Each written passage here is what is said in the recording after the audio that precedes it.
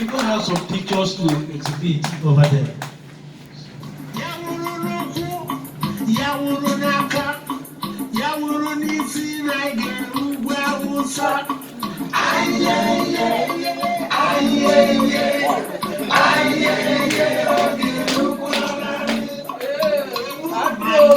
One family. One family. IPOB. Couldn't be prouder seeing everybody here today.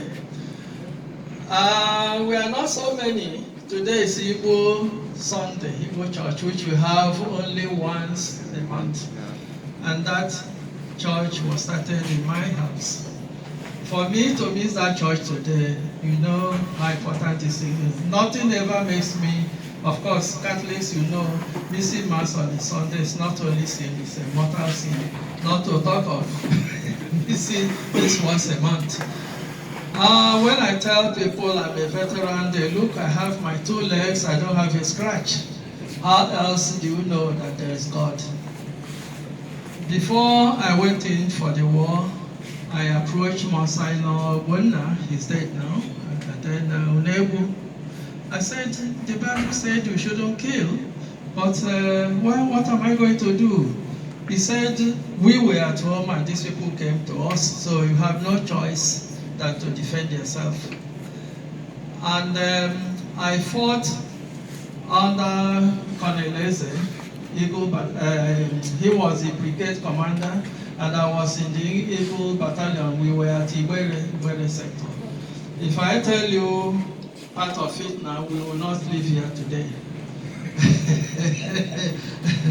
You know how it is when you go to exam, you look, the questions you prepared didn't show up.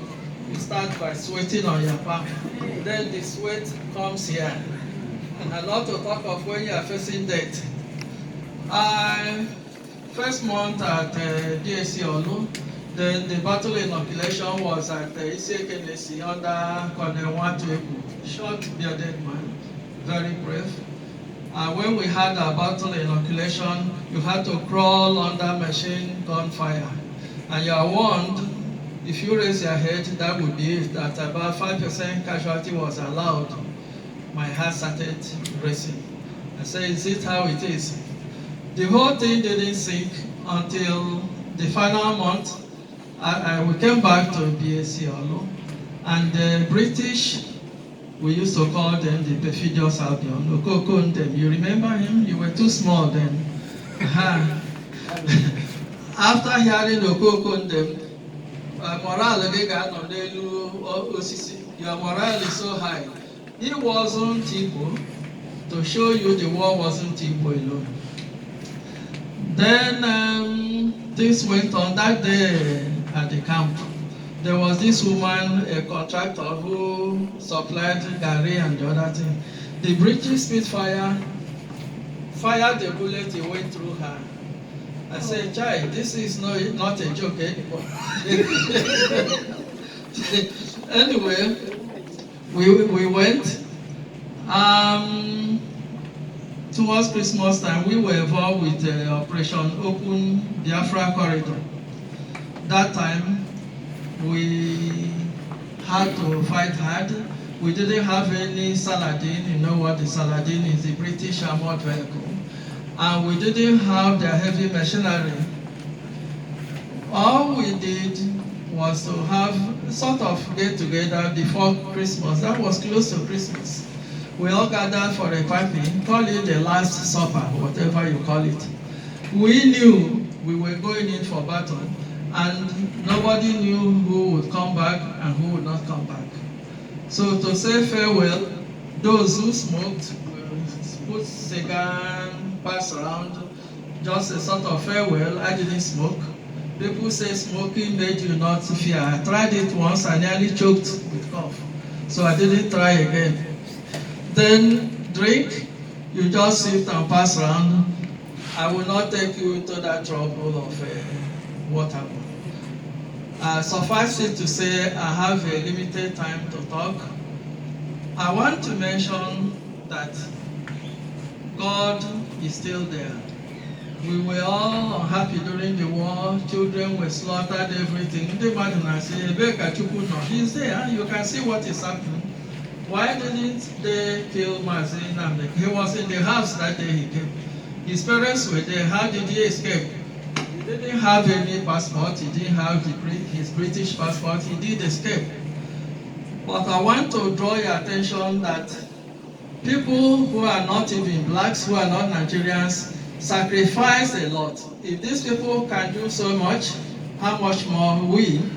If you look at the photocopies I had there, you see Colonel Steiner. You may have heard about him. Steiner was a mercenary. He came to help Biafra. You know what? He was not paid. He said he would be a missionary that will enable him to go to Africa and see Africa and help people. So from the seminary, so he had an affair with a nun or something. So he knew he couldn't continue. So he came out, joined the army. He was not paid. He wasn't getting paid. And all the risk he took. That's, if you go to the copies here, I don't want to waste your time going into this. The other one is Count Van Rossum. He came on a relief flight to Biafra, and then he saw how the Egyptian place massacred us. Those pilots were wise. They didn't fly low at all. After all, they wanted to leave and fight another day. They released their bombs very far off. So this man went back to Europe, came back with a small plane. You see it here. Just a minute. Count Van Rossum, that's the plane.